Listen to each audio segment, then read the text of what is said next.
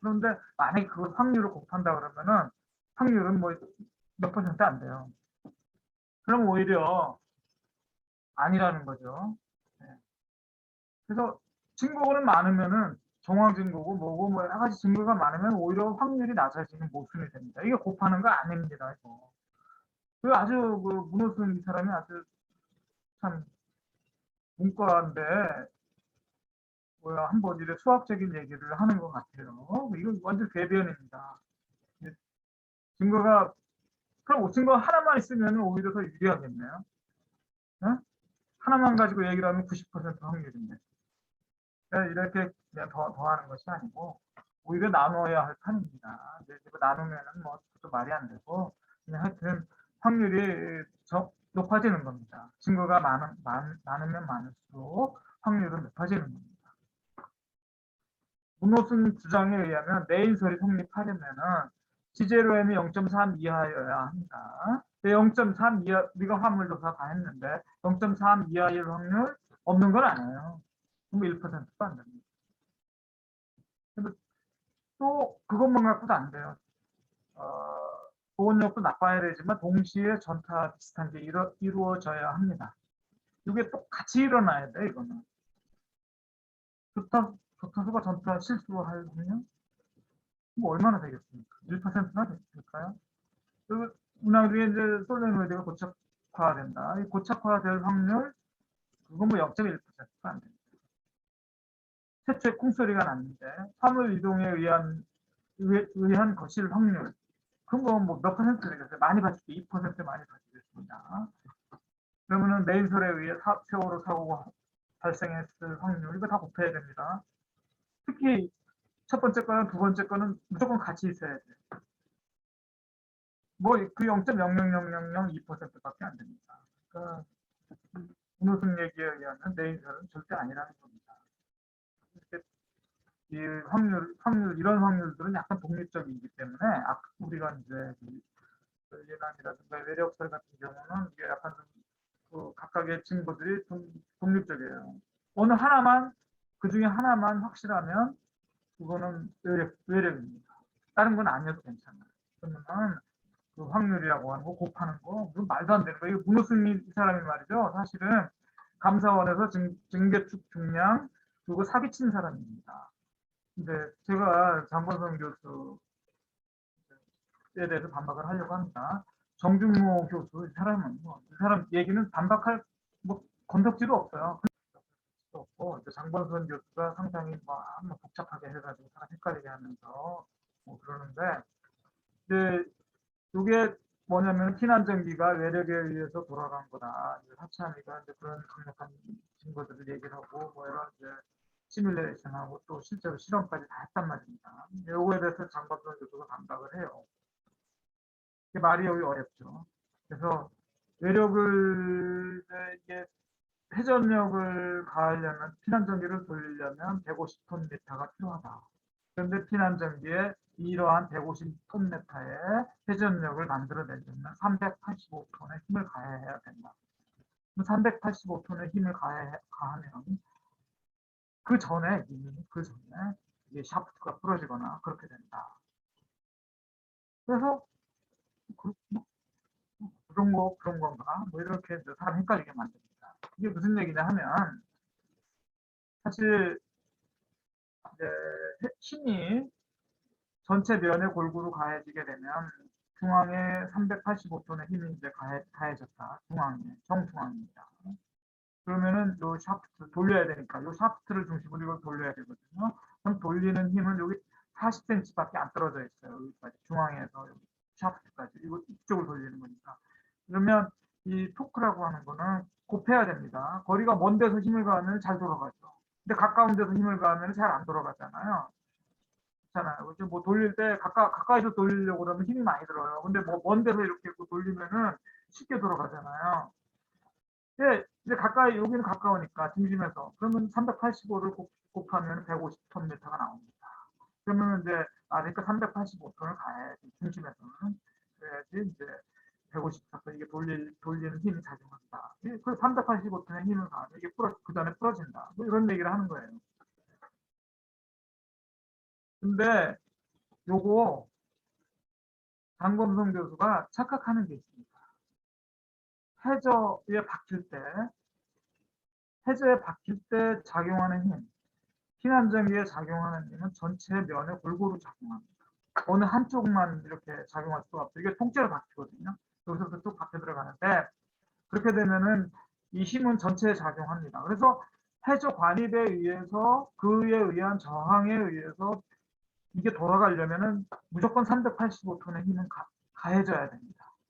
근데 해저 관입에 의해서 385톤 힘 가해지기 전에 샤프트가 풀어집니다.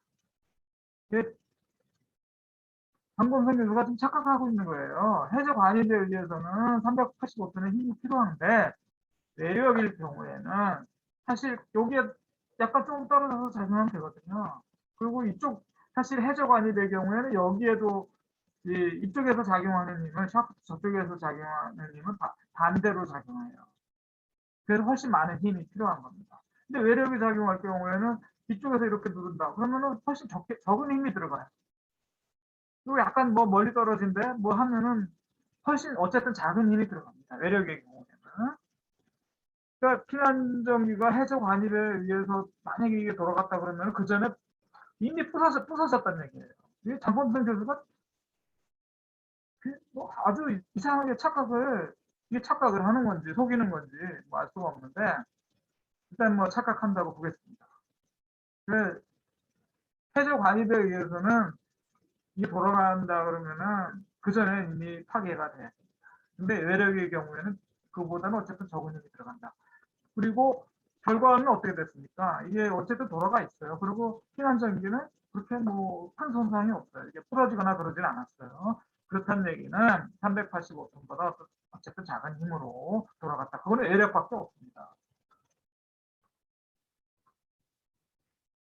이 친구가 장범성 교수 이 사람이 말이죠. 이거 참 웃기는데, 그러니까 사실 사천이가 이제 뭐 용역을 줘가지고 해저에 이게 박히게 될 때, 피난쟁이가 바뀌게 될 때 받는 저항, 그 힘을 이제 뭐 다 추정을 했어요. 그랬더니 한 50톤 메타 정도 회전력밖에 안 나온다. 이 50톤 회전력 나오는 거는 한 뭐 150톤 정도 힘을 가해야 되는 겁니다. 그러니까 전체 골고루 150톤 정도 힘을 가해지니까 회전력은 뭐 그거에 뭐 3분의 1 정도밖에 안 나와. 2.5분의 1, 거의 3분의 1밖에 안 나오는 거거든요. 150톤 미만이죠.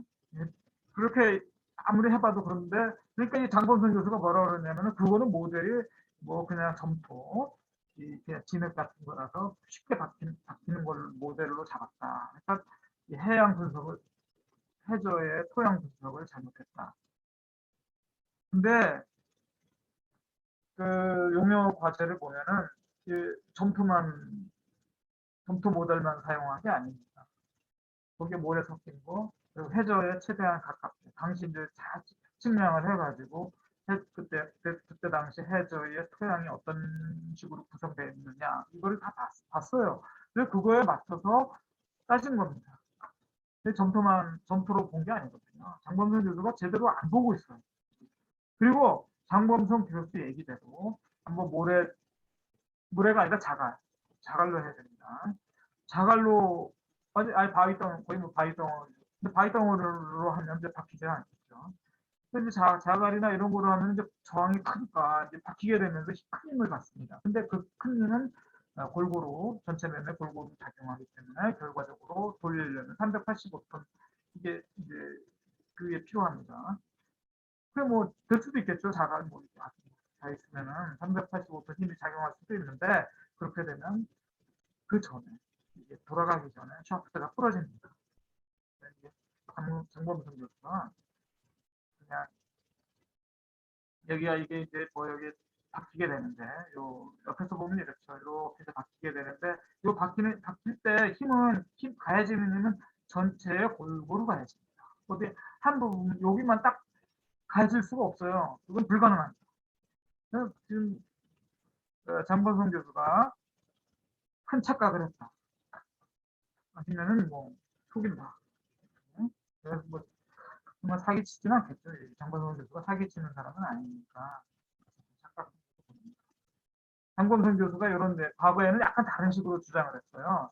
여기 뒤에서 이제 박는다. 뒤에서 이거를 이제 박게 되면은 이게 사실 이게 수평인 상태에서는 아무리 박아도 이제 돌아가는 힘이 안 생기는 거고 이게 약간 돌아가 있어야 되거든요.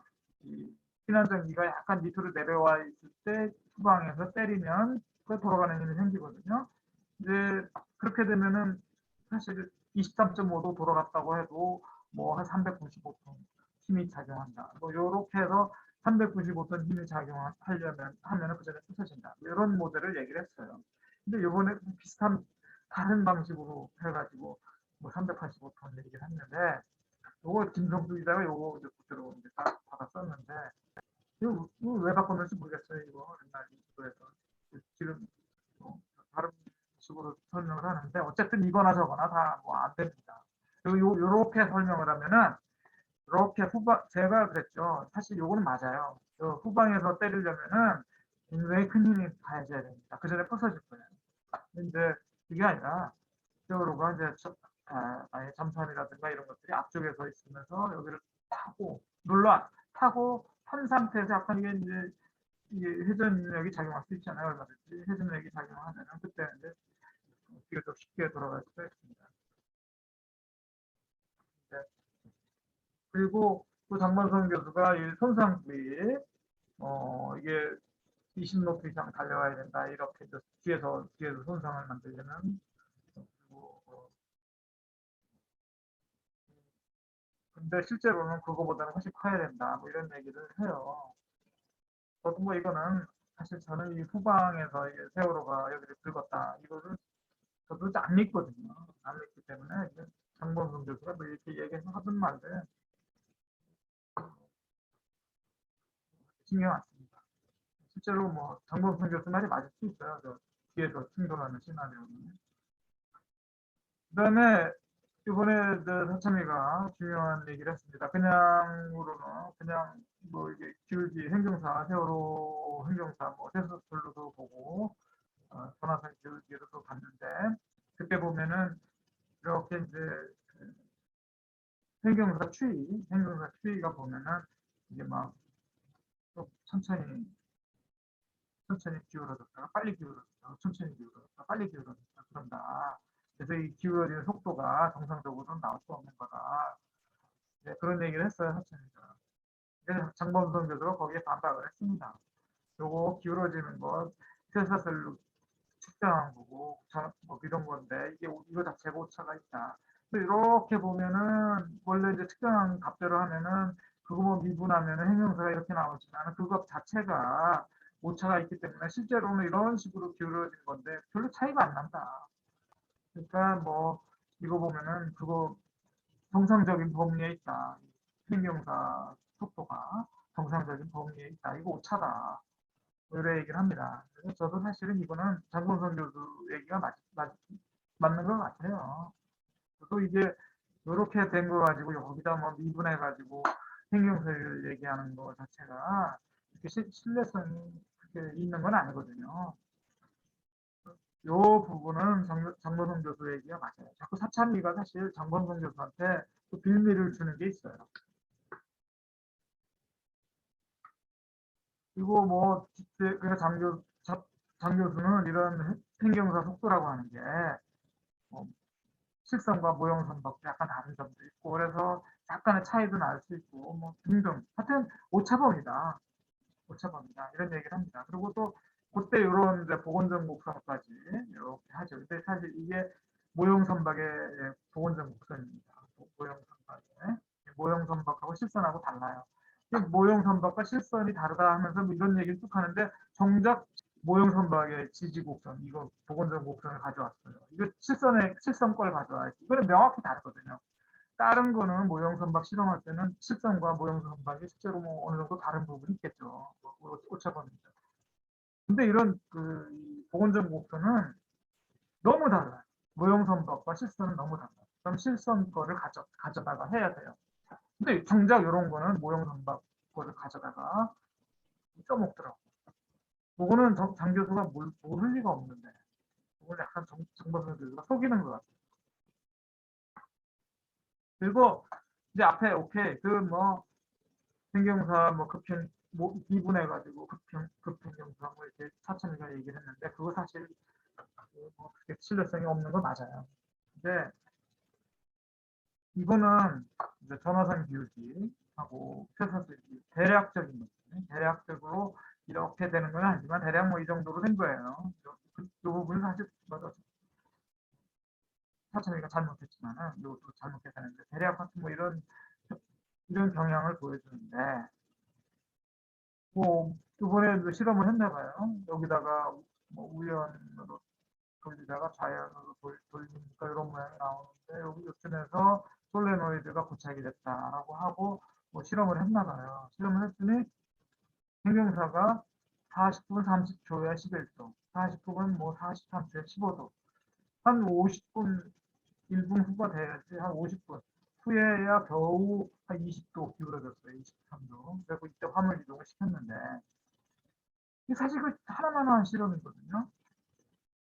아니 이때 30초에 벌써 여기는 뭐 21도라고 하는데 실제로 한 15도밖에 안 돼. 15도인데 그리고 여기는 어쨌든 40분 38도에 이미 거의 20도 가까이 기울어졌거든요. 18도에서 20도 이 정도 18도 뭐 기울어졌는데 그때 아직 15도 아직 안 왔어요. 23도까지 그러니까 이때 이제 확 기울어졌단 말이에요. 이때. 그러니까 이거는 아까 오차 이런 걸로 설명되는 게 아닙니다. 실험 오차 범위를 확 벗어나야 이거는. 장범선 교수 뭐 이거는 아무 얘기도 안 하세요. 뭐 한번 어떻게 장범선 교수는 어떻게 설명하십니까? 요거는 실제로 이렇게 사찬위가 분석한 기울기가 맞는다 그러면은 그래도 애력이고 원래 제가 이게 잘못된 거잖아요. 원래 이제 여기가 이쪽을 많이 줄어들어야 됩니다. 이렇게 연결이 되는 건데 그렇게 되면은 사실 이때 풍소리 뭐 별소리가 다 났거든요. 충돌음이 발생했는데 그때 15도밖에 안 됐는데 그 충돌음 어떻게 설명할 겁니까? 15도의 충돌음을. 장범선 교수가 그것 때문에 이제 그거 30대 충돌음이 들렸으니까 사찬이가 이때 21도라고 그러니까 또 그건 또 그대로 요거는 그대로 이용하는 거라고. 그래서 이거 잘못된 거죠. 하여튼 장범선 교수가 자기한테 불리한 건 아무 설명도 안 해요.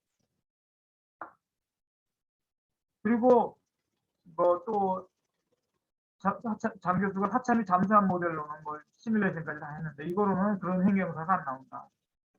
또 동의해요. 뒤쪽에서 이렇게 해가지고 어떻게 그런 행경사가 나올 수 있겠어요. 그래서 사찬이가 자꾸 뒤에서 이렇게 충돌하는 시나리오를 자꾸 얘기를 하는데 그걸로는 좀 이게 설명이 잘 안 돼요. 여러 가지가. 내인설보다 더 훨씬 더 모순이라고 막 큰 소리 빵치는데 장교수가. 그러니까 저도 봐도 뒤에서 이렇게 한다 그러면 내인설 못지않게 모순해. 요거는 그다음에 이제 이 장교수가 이골 때리는 양반인 것 같아요.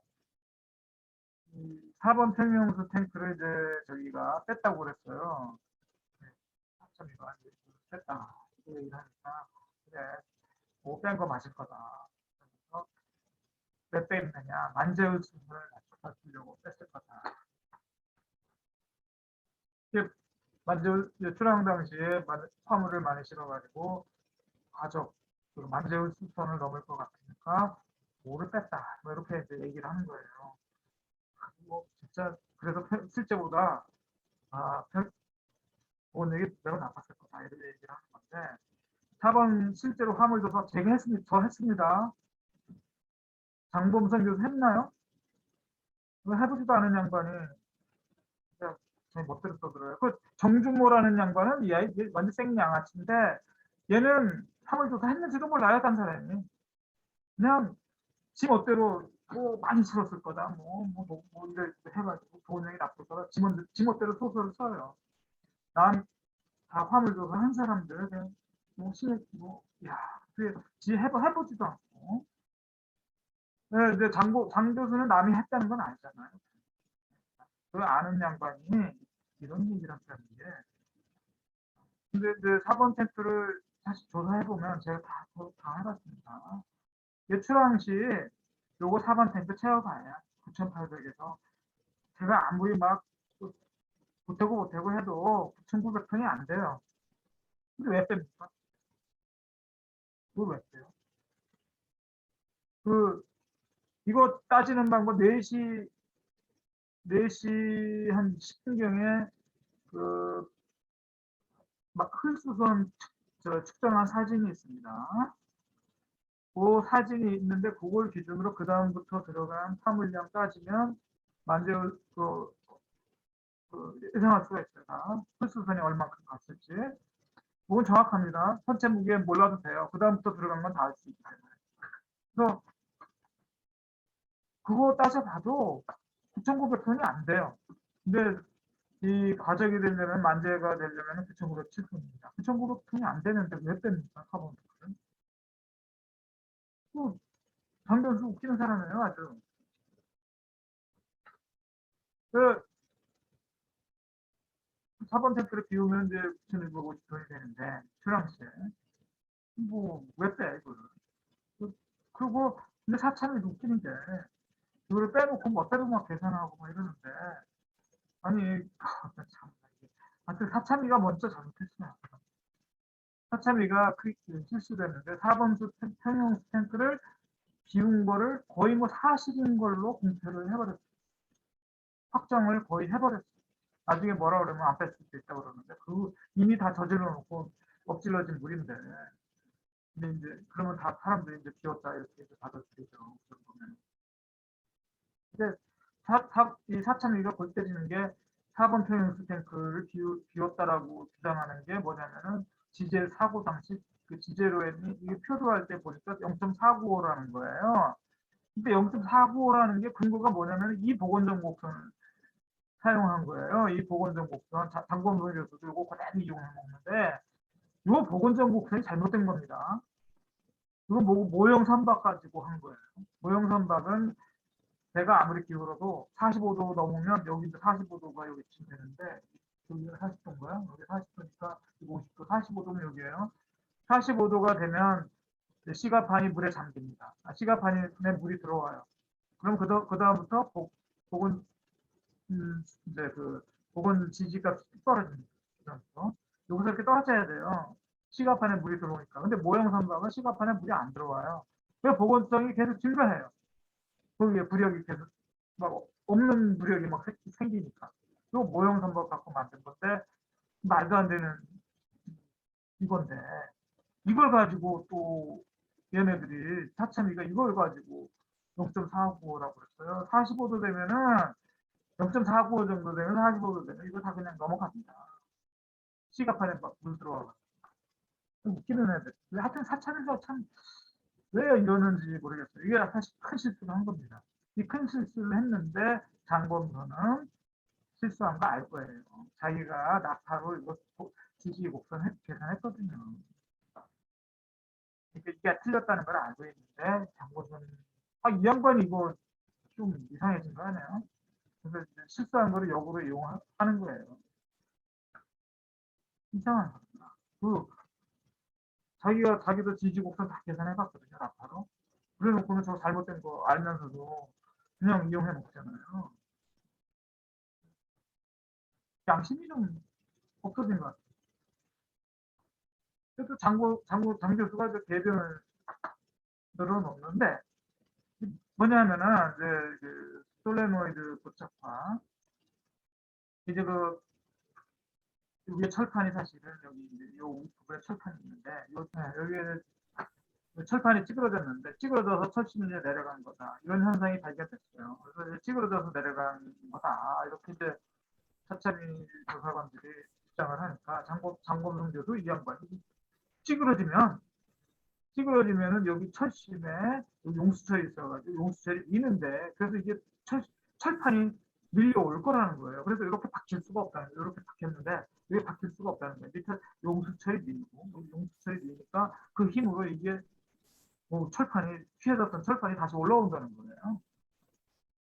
이게 난 와,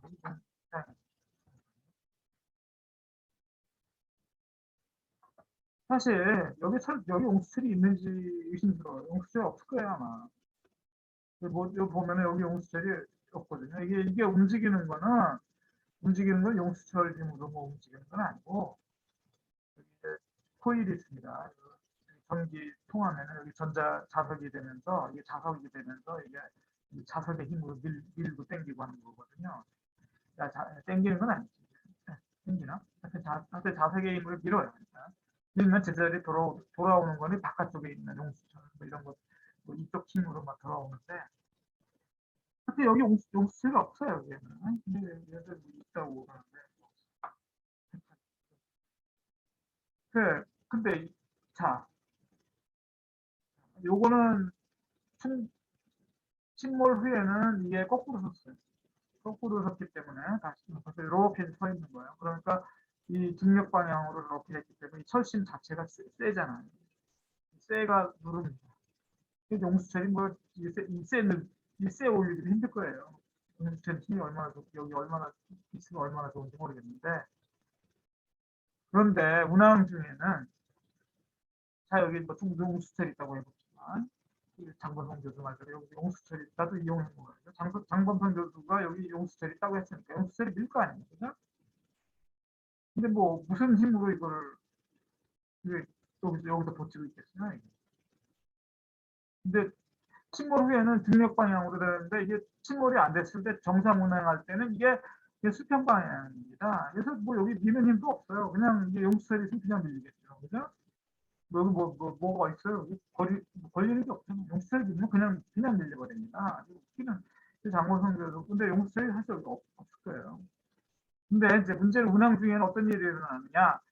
우선 이쪽이 우회전할 때는 이쪽에 이제 자기장이 걸려가지고 이걸 밀어버립니다. 밀어버리는데 그다음에 이제 계속 우회전하는 게 아니라 이제 바로 탈을 이제 반대로 돌리잖아요. 탈을 반대로 돌리면 이쪽에 자화가 됩니다. 이쪽이. 탈을 반대로 돌리면 이쪽이 자화가 되면 이쪽이 밀어요. 밀니까 여기까지 밀립니다. 그러면 철심이 안 밀리려면 어떻게 해야 되죠? 아니, 이거 용수철 힘이 이게 얘가 여기도 용수철이 있어요, 사실은. 네, 스풀 쪽에 용수철이 있어요. 이거 힘이 이게죠. 여기 특히 여기서 미는 힘이 있습니다. 이 미는 힘을 그런 재료로 이기는 여기서 끝까지 갈 수가 없어요. 가서 버틴다는 게 말이 안 돼요. 뭐 여기에 자갈이 딱 어떻게 저걸 밀었는데 우연히 여기에 자갈이 딱 꼈어요. 그러면 혹시 모르겠어요. 근데 여기 뜯었는데 여기 자갈이 발견이 됐나요? 발견이 안 됐잖아요. 아니면 누가 콘크리트로 여기 이제 뭐 땜질 하든지. 이, 그래야지 여기서 아무리 밀어도 이게 안 밀릴 거 아니에요. 장관 선수가 이 생각을 안 하고 하는 거야. 아무 생각이 없는 거야. 또 웃기는 게 장범선 교수가 뭐 요게 이제 만약에 이제 철심이 내려왔잖아요. 내려오면은 근데 왜 찌그러졌는데 왜 찌그러졌느냐? 철판이 왜 찌그러졌느냐? 그게 공기로 차 있다는 거예요. 공기로 차 있어가지고 수압이 작용하니까 이게 밀린다는 거예요. 이게 이제 그 김성수라든가 내인설 주장자들이 뭐 하는 거잖아요. 이민이라고 서참이 지금 위원이죠. 자기 그냥 무식을 무기로 삼는 친구가 있어요. 변호사인데. 변호사들이 하여튼 그런 자기 무식한 거를 무기로 삼아갖고 마음대로 주장을 하더라고. 근데 이 친구가 그래서 여기가 비어 있으니까 수압으로 밀립니다. 어쩌고 저쩌고 말도 되게 빨라요. 그래서 정신을 못 차리겠는데 하여튼 뭐 그런 말로 막 해가지고 여기를 이 수압에 들어와서 이게 밀렸다는 거예요. 뭐 독립적이고 뭐 어쩌고 자기 뭐 먹는 독립운동을 했는데 하여튼 그렇게 하는데 자 실제로는 여기도 오일이 차기 마련이에요. 뭐 여기 오일이 안 찬다는 얘기도 있는데 오일이 여기가 안 차려면 여기 왔다 갔다 할 때 여기 오일이 여기까지 있거든요. 여기까지 오일이 있는데 압력에 의해서 여기 왔다 갔다 하면 오일이 안으로 들어올 텐데 안 들어온다고 칩시다 아니 뭐안 들어온다고 쳐요. 안 들어온다고 치면 여기 공기로 채워져 있다고 쳐요. 장범선이 원하는 대로 공기가 여기 채워졌어. 장범선은 웃기는 게 여기는 또 오일로 채워놨어요. 이제 뭐 오일로 채워졌다 이렇게 보고, 아니 공기로 채워졌다 이렇게 해봅시다.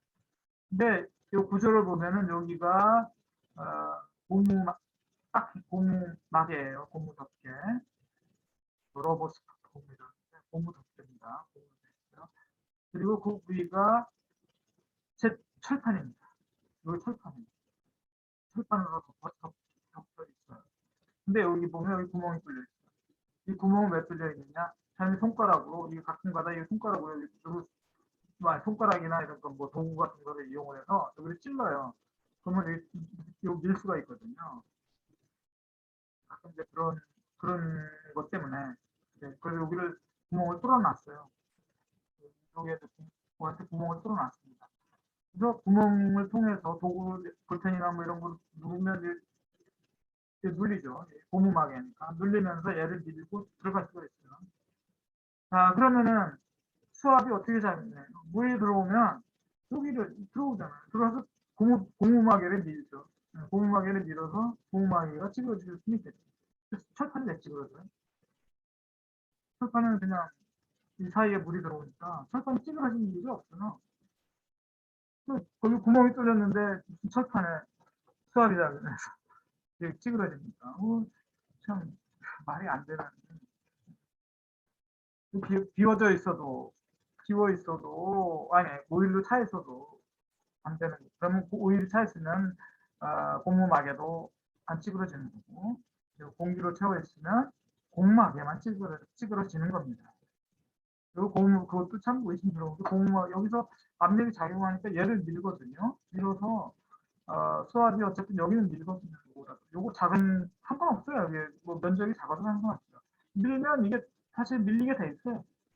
그래서 이건 공기가 채워져서 이게 뭐 철판이 찌그러졌다라고 하는 거는 진짜 너무 말이 안 되는 얘기라서 이거 뭐 반박할 가치가 없는 건데, 하여튼 뭐 하도 우게 되니까 그 이민하고 뭐 이런 애들이 그냥 뭐 우게 돼. 그런데 이거는 말이 안 되는 거다. 이게 제로 발견이 됐는데 그거는 내부에서 뭐 어떤 충격에 의해서 이제 철판이 찌그러진 거고, 그 찌그러지는 힘에 의해서 이 철심이 이동한 거고, 그 철심이 이동한 건데 그걸 내인설 주장자들이 고착화하고 우겨대는 겁니다.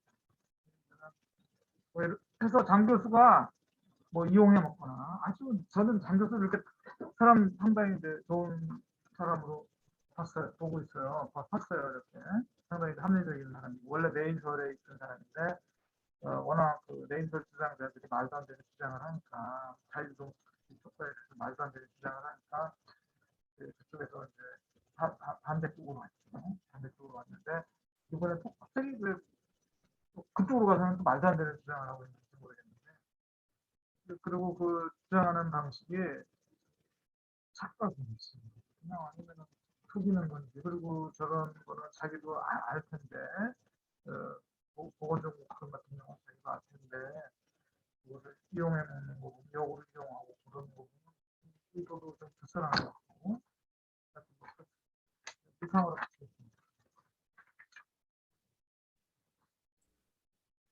먼저 제가 준비한 거는 우선 이 조선학회의 공식 입장이라고 하는데, 이제 실제로 이 조선학회 공식 입장인지는 잘 모르겠습니다. 이 두 분이 자칭으로 이제 공식 입장이라고 얘기를 하는 내용인데, 뭐 동영상은 준비했지만 뭐 다 들을 필요는 없고 제가 요약을 했습니다. 그래서 이제 좀 더 쉽게 뭐 요약을 하자면, 세월호 평형수를 빼고 짐을 실었을 가능성이 있다. 예요. 그러니까 확답도 아니고 증거가 있는 것도 아니고 그럴 가능성이 있는데, 그 사고 당시에 이제 G0M이 0.1에서 0.2 사이였을 것이다라고 얘기를 하고요. 굉장히 나쁜 거죠.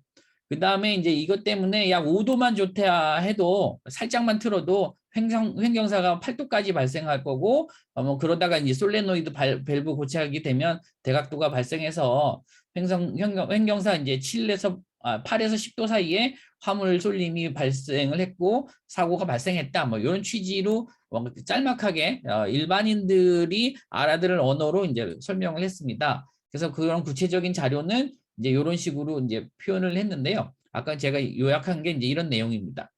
근데 한마디로 말하면 그 짐 출항할 때 평형수를 빼면 안 되는 4번 평형수에 물을 빼고 대신 짐을 위에다 싣다 보니 보건성이 나빠졌을 거다. 그러니 가다가 넘어지는 게 당연하다. 이제 요 얘기로 이제 계속 이렇게 주장을 한 거거든요. 그런데 이제 이거를 주장하는 내용을 조금 살펴보니까 어디서부터 출처가 왔나라고 제가 보니까 내인설 초안을 다시 가져온 겁니다. 이게 사실은 내인설이 자기들이 주장을 했다가 나중에 보니까 너무했는지 자기들이 수정을 했어요. 그래서 이 수정안을 다시 나중에 제출을 했는데 초안이 보면 이제 그 출항할 때는 0.288, 사고가 나는 당시에는 0.178. 똑같은 이 수치를 가지고 이제 들고 온 겁니다. 그래서 다시 주장을 하고 있는데 이 조선학회의 이제 공식 의견이라고 하는 이 내용이 참 미스터리한 게 자기들이 계산을 해서 취소를 했던 걸 가지고 왔거든요. 그 얘기는 이미 이게 굉장히 문제가 있다는 걸 알고 있을 건데 선조위 때도 다 이걸 계산했고 그런데 이걸 다시 들고 왔다는 건 참 아이러니하다라는 생각이 좀 들었습니다. 어쨌든 이제 저희가 비교해 봐야 될 게요. 열리나는 이제 사고 시 출항할 때 보면 0.62 정도 미터 정도 되고 내인설 초안은 0.288 G0M이 이제 이렇다라고 하는 거니까 이 둘 중에 이제 어떻게 맞는지를 대강 확인할 수가 있다라는 겁니다. 그거는 뭐 일반인들도 쉽게 알 수 있기 때문에 확인이 가능한데요. 조선학회의 주장이 이제 맞는지 확인을 할 수가 있는데 뭐 이겁니다. 그냥 원리는 세월호의 보건성이 나쁘면 조금만 힘을 줘도 많이 흔들릴 거다. 이건 상식적이죠. 보건성이 이제 좋았다면 이렇게 조금만 흔들릴 거고 나빴다면 많이 흔들릴 거다. 그런데 이제 다행히 출항할 때 영상이 남아 있었습니다. 그래서 그 영상을 보면 확인이 가능하다. 뭐 지난번에도 설명을 드렸었던 건데요. 여기 보시면 이제 3배속으로 보시면 들어올리기 시작하면서 천천히 보면 표시도 안 납니다. 근데 3배속을 봐야 이제 움직이는구나라고 알 정도가 됩니다. 지금 이 정도가 이제 출렁출렁 하는데 이 정도가 몇 도 기울어졌느냐 요거를 보면 이제 대강 이렇게 뭐 나올 수가 있거든요. 그러면 저희가 이제 직접 계산한 것도 아니고 아예 전문 업체에 의뢰를 했어요. 그래서 의뢰했을 때 이렇게 주문 사항이 뭐냐면 선조위에서 계산한 보건성 값을 다 인정한다고 맞다고 가정했을 때 세월호 램프가 50톤인데 다리를 들어 올릴 때 얼마나 기울어지겠냐 이제 계산해서 이제 받았거든요. 받았더니 열린안이 맞다면 6도 정도가 기울어질 거다. 근데 내인설 초안이 맞다면 13도가 기울어진다는 계산이 나왔어요. 그러니까 굉장히 큰 차이가 나잖아요. 2배 정도 차이가 나는 건데 과연 이 아까 기울어진 게 몇 도나 기울어졌을까? 그리고 이제 여기에 공식적으로 이제 아예 공식도 받았기 때문에 그 공식을 그래프로 이제 만들면 이런 식으로 이제 중간값도 알 수 있습니다. 예를 들어서 이쪽이 이 x축이 기울어진 각도입니다. y축은 이게 세로는 G0M 값입니다. 그래서 내인설 수정안을 딱 이제 계산을 해보면 여기 9도 조금 넘게 기울어지네. 어디서 이제 0.4 조금 넘는 G0M이 0.4가 넘으면 9도에서 넘어지네. 이제 거꾸로 각도를 알 수 있습니다. 각도가 예를 들면 12도가 넘어졌다라고 하면 G0M이 0.3보다 조금 높은 수치가 나온다. 이렇게 그래프가 나오니까 이제 또 의뢰할 필요가 없이 여기다 값만 대입하면 알 수가 있습니다. 그래서 우선 요거가 있다는 걸 좀 알려드리고 이제 문제는 요 세월호가 출렁출렁 하는데 이제 몇 도가 기울어졌냐 이제 이런 것들이 논란이 되잖아요. 그래서 저희가 이제 3D로 했을 때 5도 정도 기울어진다라는 답을 구했는데 이제 이건 또 논란이 많습니다. 3D 모델링을 잘 했냐 안 했냐 뭐 시비 걸 게 많아가지고 그러면 시비가 가장 적을 거로 누구나 봐도 좀 상식적인 걸로 이렇게 계산을 해보자라고 해가지고 제가 이제 보여드리는 건데요. 동영상을 보면 이제 최대로 기울어졌을 때 하고 최소로 기울어졌을 때가 출렁출렁하죠. 요 칸이 뭐냐면 요 창문 크기만 칸만큼 왔다 갔다 하는 걸 볼 수가 있습니다. 그러니까 세월호가 요 창문 크기만큼 출렁출렁했네라는 걸 알 수가 있거든요. 그 시간에 뭐 세월호 이렇게 저기 전화기 선도 왔다 갔다 하는 것도 알 수가 있습니다. 그러니까 요 창문 크기만 알면 얼마가 왔다 갔다 하는지를 알 수 있겠죠. 그래서 이제 저희가 창문 크기를 도면을 보고 이제 봤더니 창문 높이가 1m입니다. 1m. 그러니까 세월호가 1m가 왔다 이렇게 출렁출렁한 겁니다. 그거는 이거에 대해서는 뭐 누구도 이제 반박을 못 하겠죠. 자, 그러면 세월호가 1m가 왔다 갔다 하면 몇 도가 기울어졌는지를 어떻게 알 수 있을까? 요거를 이제 원리를 좀 설명해 드리는데요. 이 세월호는 요 중심에서부터 여기 창문까지의 거리가 직선거리로 11m입니다. 근데 11m가 아래 위로 왔다 갔다 해서 1m가 왔다 갔다 하는 거거든요. 이제 뭐 보여드리면 이제 이런 식입니다. 출렁 1m를 두고 왔다 갔다 하는 거죠. 그러니까 사실은 요 각도만 재면 됩니다. 요 각도를 재는 것도 쉽습니다. 공식이 다 있어요. 여기가 11m고 여기가 1m다. 그러면 세타는 이런 식으로 아예 뭐 이건 중학교만 돼도 수학만 알아도 이제 계산할 수 있는 겁니다. 사인 값만 알 수 있거든요. 자, 그래서 계산했더니 5.2도밖에 안 나옵니다. 6도도 아니고 그러니까 이 사참에서 계산한 것보다도 보건성이 훨씬 좋았다라는 게 입증이 된 거예요. 왜냐하면 이거는 뭐 이렇게 너무 명확한 거잖아요. 그래서 사실은 이걸 보시면 열린환보다도 훨씬 보건성이 좋았다라는 거. 그러니까 평형수가 빠졌을 리가 없다라는 게 이제 입증이 되는 거죠. 평형수를 빠졌다 해도 보건성이 너무 좋은 상태다라는 거를 이제 알 수가 있습니다. 그런데 이제 중간에 뭐 뺀 거 아니냐라고 하는데 아까 그 출렁출렁하는 그 사진을 보면 그 다리를 들어 올리면서 출항할 때까지 3분밖에 안 걸립니다. 그러니까 그 중간에 검사하는 사람이 와서 만재울 수선을 검사하기 때문에 그 사이에는 이 평형수를 뭐 뺄 수가 없는 상황이거든요. 그래서 출항할 때 이 보건성이 명확해지기 때문에 이거는 아주 이 G제로 값이 얼마인지 바로 계산이 되는데요. 아까 이제 5.2도 나왔잖아요. 여기입니다. 5.2도에 만나는 점을 왼쪽으로 이렇게 가면 여기가 0.73이다. 그러니까 세월호 출항할 때는 G0M 값이 0.74가 나온다. 그러니까 훨씬 높다라는 게 영상을 통해서 입증이 되는 문제거든요. 이거는 장범성 교수나 뭐 조선학회 어떤 교수들도 이걸 가지고 이 공식이나 이런 것들은 다 공개가 돼 있으니까 언제든지 점검해 보면 검증해 볼 수 있는 거기 때문에 언제든지 한번 공개 토론도 이제 가능하다라는 걸 좀 말씀드리고 싶고요. 그래서 결론이 뭐냐? 세월의 보건성은 매우 좋았다. 그래서 조선학회 사람들이 뭐 교수라고 해서 와서 주장을 했는데 자기들은 근거도 없이 그냥 이럴 것이다라고 주장하는 거는 과학자들의 태도가 아니거든요. 이거는 굉장히 좀 특이한 상황입니다. 다른 영상들을 보면 그 과학자들이 굉장히 조심해서 자기가 모르는 건 난 거기는 대답할 수 없다라고 얘기를 하는데 이때 온 이제 조선학회 이 교수들은 이상하게 자신의 주장을 근거도 없이 이제 굉장히 크게 주장하는 이런 현상이 있었는데 그런데 이제 사실 이때 이제 이후에 벌어진 일들을 이제 좀 요약해 보자면 조사관은 전체적인 결론이 뭐냐면 세월호 핵영사를 가중시킨 요인은 외부 충격이었을 가능성이 매우 높다라고 이제 결론을 내렸습니다. 이거에 대해서는 다들 이제 반박을 못할 것 같으니까 조선학회 교수들이 이제 같이 와가지고 이게 잘못됐다라고 주장하기 위해서 다 이제 뭉친 건가라는 생각이 들 정도로 분위기가 굉장히 이상했는데.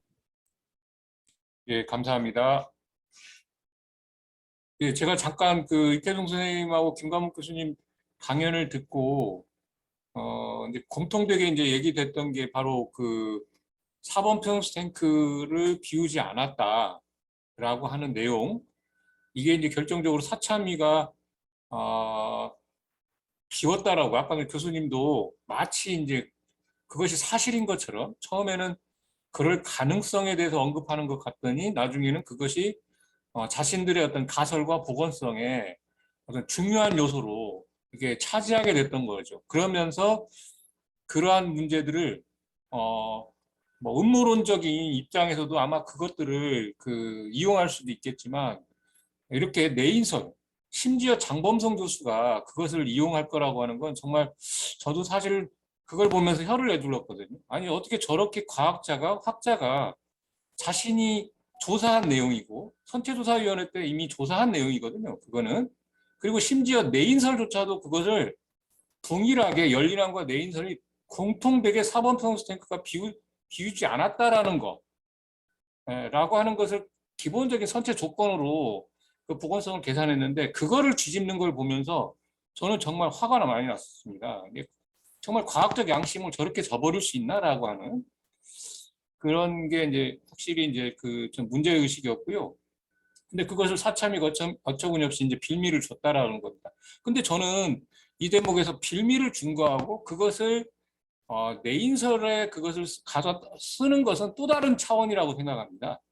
네, 그래서 사참위의 실수와 잘못을 우리가 비판도 하지만 이거는 내인설에 이 장범성 교수가 그렇게 저기 하는 것은 이건 규탄해 해야 될 그런 내용이다라고 저는 이해하고요.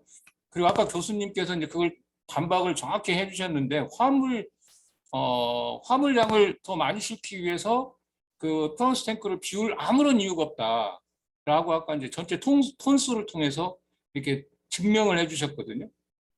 그리고 금방 이제 이태종 선생님께서는 4번 프랑스 탱크가 비웠을 때의 어떤 보건성은 전혀 아니다라고 하는 거. 만일 그것을 출항 당시에 출항 당시에 그렇게 비우지 않은 상태였다라는 게 확실하다면 실제로 그러면 4번 평수 탱크가 만일 비웠다라고 전제한다면 그럼 운항 중에 비웠다라는 뜻이 되는 거죠. 그럼 장범성 교수 스스로가 음모론자가 돼버리는 거예요. 그러니까 이런 정말 저는 이런 면에서 이 문제는 정말 장범성 교수가 결정적으로 큰 잘못을 했고 과학적 어떤 양심을 저버린 행위다라고 봅니다. 많은 얘기들을 우리 교수님께서 해주셨고 이태종 선생님도 발표를 해주셨는데 이태종 선생님께 제가 한 가지 질문부터 하고 다른 분들 질문을 좀 준비해 주시면 좋겠습니다. 아까 이렇게 발표를 하실 때 지난번에 발표한 방식과 이번에 발표한 방식이 약간 좀 다른데 지난번에는 실제 용역을 맡겨서 계측을 했다라고 하셨잖아요. 계측을 해서 지난번에는 이제 5점 몇 도 정도 됐다라고 했던 것 같고 그런데 오늘은 이제 창문 크기 정도가 이렇게 육안으로 확인된다라고 하셨습니다. 그래서 그거를 뭐 이제 화면의 크기나 이런 것들을 봤을 때는 오차 범위가 있을 것 같긴 한데 저는 좀 더 어떤 것이 더 뭐 명확하냐 이런 것보다는 거의 대동소이하다라는 생각은 들어요. 근데 단 한 가지 제가 보면서 제 기억을 더듬어 보니까 지난번에 이태종 선생님이 발표하셨을 때 출항 당시 보건성이 GOM 기준으로 0.67 정도가 됐거든요. 근데 오늘은 0.74 정도가 나온다고 그렇게 얘기를.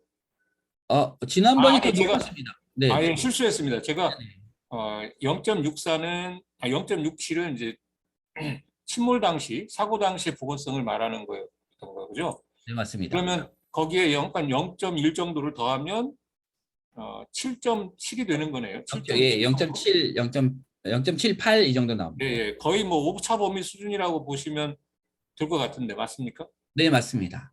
예. 그러니까 방법을 달리해서 측정해도 항상 동일한 값이 나오니까 이거는 굉장히 신뢰할 만한 값이다라는 게 이게 나오는 거고 우리 김관목 교수님도 계산했는데 거의 같은 값이 나왔거든요.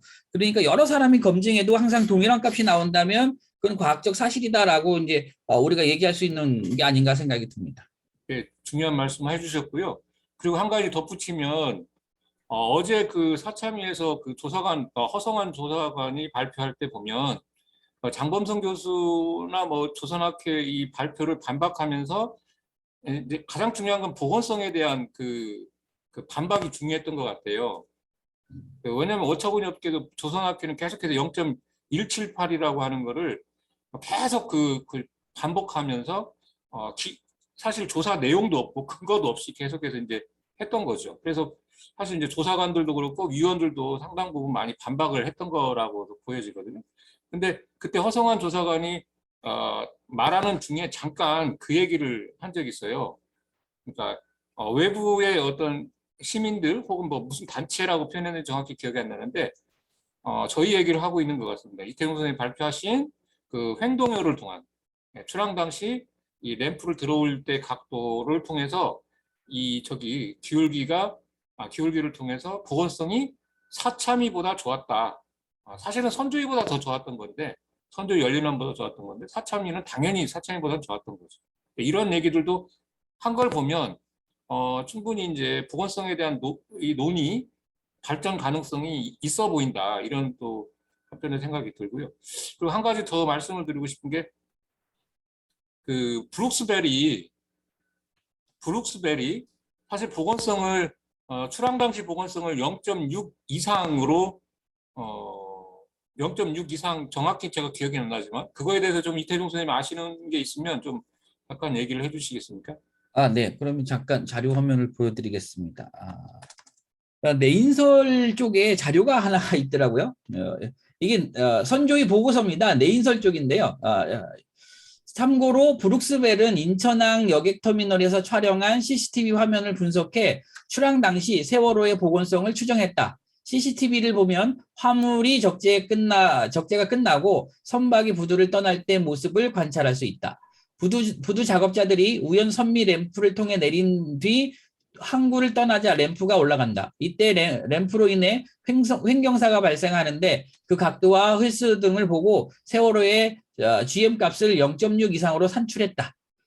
요게 이제 제가 보니까 요걸 보고 초안을 수정할 수밖에 없었겠구나라는 게 나옵니다. 뭐냐면 초안은 이거보다 낮게 잡았거든요. 그러니까 선조위 초안이 이제 내인설 초안이.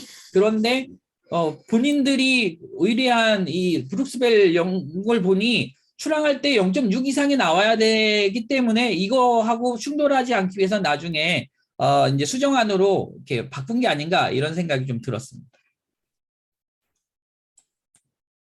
예.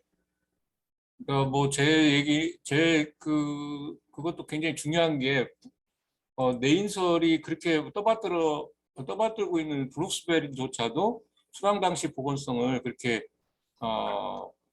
봤다라는 거거든요. 그리고 또 한 가지 중요한 것이 바로 행동요를 통한 이 보건성 계산 검증 이것 또한 굉장히 신뢰할 만한 그러니까 하나의 방법이었다라는 것을 역으로 보여주는 것이 아닌가 이렇게 생각이.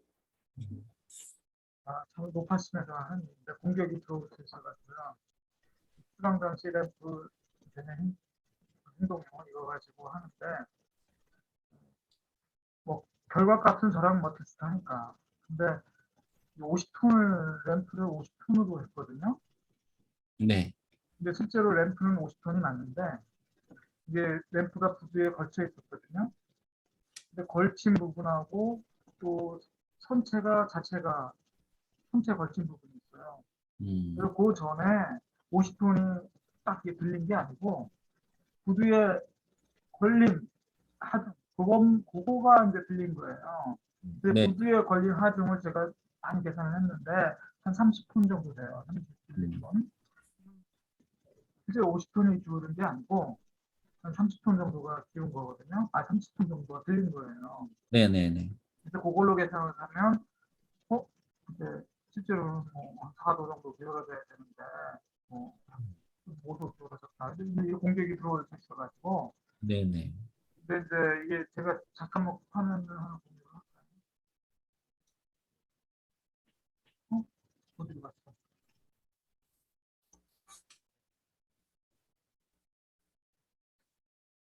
제가 이게 옛날에 이제 분석을 한 건데 CCTV로 만든 거예요. 화면을 그대로 갖다 놓은 거예요. 뭐 계산한 거 아니고 그냥 화면을 그대로 갖다 놓은 거. 이거 하나 가지고 많이 했는데 보면은 사실 5도 정도, 5도 여기가 4도니까 한 5도 정도가 기운 건 맞아요. 5도에서 5.2도 많이. 이 정도 기운 게 맞는데 이게 다시 올라와요. 올라왔다가 또 다시 내려가고 올라갔다 다시 내려가고 그렇게 해요. 근데 이게 이제 기울 때 관성이 있어요. 원래 5도가 평형점이 5도, 만약에 이제 5도라고 쳐봐요. 아까 6도 그랬는데 거기서 뭐 50톤 기울 때 50톤이 들어 올려지면 뭐 지제력이 0.6일 때 뭐 6도 아니면 뭐 6도 정도 기운다고 그랬어요. 근데 실제로 6도보다 더 기울어요. 근데 네. 이제 관성이 있기 때문에. 네, 그런데 그 관성을 얼마나 보느냐. 그래서 제가 그것 때문에 하도 머리가 아파가지고 뭐 했는데 한 4도 정도 보면은 대략 맞을 것 같고. 근데 그 다음에 이렇게 다시 올라왔다 다시 내려가고 뭐 이런 패턴을 보면 대략 뭐 이 정도 4도에서 4.1도. 4도에서 4.1도가 그 기울어지는 거, 그 평형점으로 보고, 그 다음에 30톤이거든요. 여기가. 이게 딱 들으면서. 그래서 30톤으로 가야 되고, 그리고 요거는 한 4도 정도, 뭐 이렇게 보면은 대략 한 0.7, 7, 뭐, 이 정도 나와요. 그리고 또 뭐, 여기 뒤쪽에 뭐, 뒤쪽에, 벌써 요거를 비교를 한 게 있어요. 제가 돌리기 전하고, 결국 마지막에 정체된 거. 마지막에. 그럼 요거는 저기랑 상관이 없어요. 관성에 의해서 더 넘어가는 부분하고 상관이 없거든요. 네네. 그거로 계산하면 좀 더 정확할 수가 있어요. 음. 중간에 뭐 평형수를 더 이동시켰다든가 그런 것만 없으면 요 각도로 계산하면 2도가 기울어졌거든요. 처음에 비해서. 그럼 30분이 결국 올려졌고 그것 때문에 2도가 기울어졌다. 아니 그렇게 했나? 내가 어떻게 계산을 아니 근데 그게 또 복잡해요. 그 계산이 굉장히 복잡해요. 굉장히 복잡한데 이 가까이로 와가지고 그래서 이제 요거로 가지고 계산하는 것도 있고 그리고 이제 종합적으로 해서 한 0.7에서 8 사이다 그렇게 이제 하긴 했는데 그래서 혹시 공격을 받을 수가 있어요. 50톤으로. 아, 네네, 알겠습니다. 알려주신 내용은 이제 잘 보완을 네, 좀 해놓겠습니다. 네. 네, 근데 이제 결과값은 뭐 비슷해요. 그렇기 네. 때문에 저기 결론은 마찬가지. 조선학회의 논란 이렇게 그 이번에 그 또 쿠데타라고 얘기해야 되나? 뭐라고 그 정도를 저는 이 정말 말도 안 되는 그러니까 이 다수 그러니까 대중적 아주 객관적이고 누가 봐도 그러니까 부정하기 어려운 그런 내용들을 일거에 전문가라고 하는 권위자라고 하는 어떤 그런 이름을 가지고서 그걸 뒤집어 엎는 걸 보면서 뒤집어 엎으려고 하는 걸 보면서 일종의 쿠데타다라는 생각, 반란, 쿠데타 이렇게 아주 나쁜 의미에서 이제 그렇게 보이더라고요. 근데 이런 것들이 좀 사참위가 그동안 저는 위원들이 보통 뭐 변호사고 비전문가들이잖아요. 이 사람들이 항상 하는 말이 외부의 어떤 전문가들의 자문 이런 얘기들을 굉장히 많이 해하면서 스스로들이 어떤 판단의 기준이나 저기 능력들을 좀 갖추기를 굉장히 이제 그런 걸 게을리 해왔다라고 보여지는데 그 결과이기도 하다라는 생각이 들고요.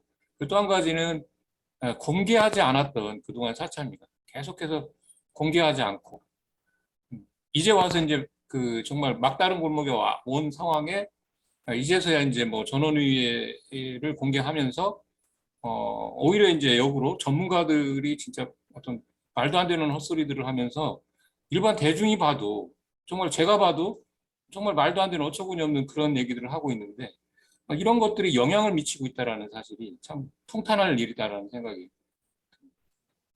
거기 하나 여쭤보려고 그러는데요. 돼요? 네네, 말씀하십시오. 사참위에서 그 보건성 수치에 관해서 자문해 갖고 내인솔의 계산 방식이 틀렸다고 그 대답을 얻었다라는 게 조선학계라고 들었는데 맞아요? 네, 맞습니다. 그 거기서 공식적으로 그렇게 내인솔의 계산 방식이 틀렸다고 해놓고 거기서 나온 사람들이 그렇게 또 하고 있는 거예요? 그러니까 굉장히 상식적으로 이해가 안 되는 일들이 너무 많이 벌어지는 것 같습니다.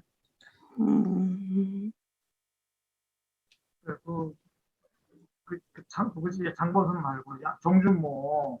그래서 정준모를 양아치라고 그러는 거예요. 완전히 양아치인데 거기 오늘 보니까 그 허성환 주사관이 그거에 대해서 반박을 했어요. 직접 조선학교에서 온 공무원 그걸 보여주고 정준모 주장이 이제 말이 안 된다라고 하는 걸 반박을 했어요. 근데 정준모가 또 웃긴 게 사실 이거 알면은 걔가 진짜 양아치구나 하는 걸 알 수가 있는데 그쪽에서 자유 모먼트로 표면 효과인가 뭐 자유 표면 효과 이거로 계산을 해야 된다. 조선공학부에서는 그렇게 답심이 왔고, 근데 이쪽에서는 해수 이동 모먼트로 해야 된다. 내인설 쪽은 그래 했잖아요. 그러니까 두 개가 전혀 다른 건데 이 정준모라는 놈이 두 개가 같다는 거예요. 해수 이동 모먼트가 자유 표면 그 효과랑 같은 값이다. 그러니까 조선공학회가 결국은 내인설을 지지해 준 거다. 이렇게 얘기를 했어요. 야, 어떻게 그걸 두 개가 같다고 그래요? 해수 이동 모먼트랑 자유 표면 효과랑 같다고 그러면 자유 표면 효과라고 하는 건 12분의 LB 산승이라고 있는데 이게 어떤 뭐 계산 뭐 나오는 값이에요. 이거랑 해수 이동 모먼트는 전혀 다른 값이에요. 그거는. 한 가지 제가 말씀드리고 싶은 게, 근데 어쨌건 그 전에 이제 장범성 교수가 열린안을 이제 그 주도적으로 그 계산하는 방식이나 이런 것들을 다 장범성 교수가 책임지고 한 건데, 그거를 사실 틀렸다라고 말하는 꼴이 돼버리는 거잖아요. 그러면 결국 근데 그래서 이번에 전원회의에서 보면 그건 아니다라고 장범성 교수가 정리를 한 것 같습니다. 그래서 조선학회가 두 번의 자문을 거쳐서 그 사참위가 질문한 내용에 대해서 그 내인설의 계산 방식이 틀렸다라고 하는 것은 확실히 그렇게 표현한 것이 맞다. 이렇게 정리를 했던 것 같습니다. 근데 그 정준모가 도대체 무슨 얘기를 했는지, 무슨 얘기를 하는 건지 정말 아는 사람이 들으면은 정말 정준모 아주 나쁜 놈이에요. 근데 사실 장범성 교수는 그거를 잘 좀 알고 있어요, 그 얘기를. 근데 그래서 장범성 교수가 그거를 뒤집지는 못할 거예요. 근데 정준모는 지가 무식하니까 지가 모르니까 그냥 막 내지르는 거예요. 근데 이제 장범성 교수는 이번에 4번 탱크 비웠다 그러니까 그거를 이용해서 야, 그봐 4번 탱크 비웠고 그러면 아마 화물을 만재울 수선을 맞추기 위한 거다. 그렇다면은 화물 조사가 잘못된 거다. 그때 당시 만재울 수선을 실제로 넘었는데 그래서 화물 조사는 안 넘은 걸로 돼 있지만 실제로는 넘었을 거다. 그래서 화물 조사도 잘못된 거다. 그러면 이거 우리가 알지 못하는 화물에 의해서 보건성도 실제로는 0.3 이하도 될 수 있다. 다 무시하는 거죠. 그래서 화물 조사한 거 다 무시하고 4번 탱크 비우고 그럼 4번 탱크만 비웠겠느냐. 뭐 이런 식으로 또 1번 탱크는 또 채웠을 수도 있지 않느냐. 이러면서 그냥 그다음부터 이게 미지의 영역으로 확 만들어버린 거야. 사실 사찬이가 조금 실수를 했어요. 조금이 아니야. 큰 실수했어요. 4번 탱크 비웠다고 그랬고 0.45로 이거를 엉터리로 맞출 때부터 이게 아주 그냥 문제가 있었어요. 왜 그렇게 그런 짓을 하는지. 그 좀 소위 조선학회 그 조선의 그 전문가라고 하는 사람들 또 나와서 한다는 소리가 과적 했었는데 진짜 그 사람들 과적의 그 근거가 어디에 기준을 두고 과적이라고 하는지 알고 그런 발언을 하는지 좀 진짜 의문스러워요. 선박 검사 증서에 이게 세월호는 3,794톤을 재화 중량으로 정해놨을 뿐이지 화물은 몇 톤 싣고 뭐 물은 몇 톤 실어라 이렇게 구분해서 정리해 놓은 건 아닙니다. 검사 증서에는 분명히 이런 걸 다 합해서 여객, 화물, 평형수, 청수, 연료유 이걸 토탈 합해가지고 3,794톤을 실으면 이 그때의 저 선체가 잠기는 그 선이 만재헐수선인데 그때 잠기는 선이 헐수입니다. 그러면 그 헐수가 만재헐수선을 넘지 않으면 과적이 안 됐다 이렇게 판단한다는 거거든요.